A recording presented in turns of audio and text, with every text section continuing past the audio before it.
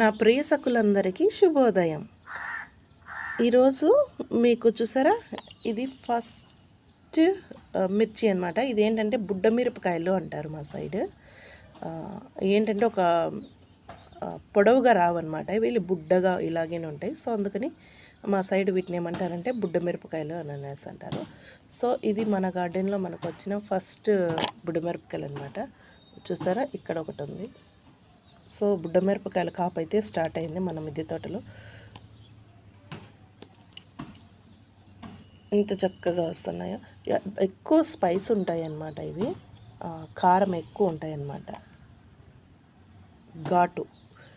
కాబట్టి కొంచెమే వేసుకోవాలి. మనది కడప కదండి, సో రకంగానే తింటాం కారము.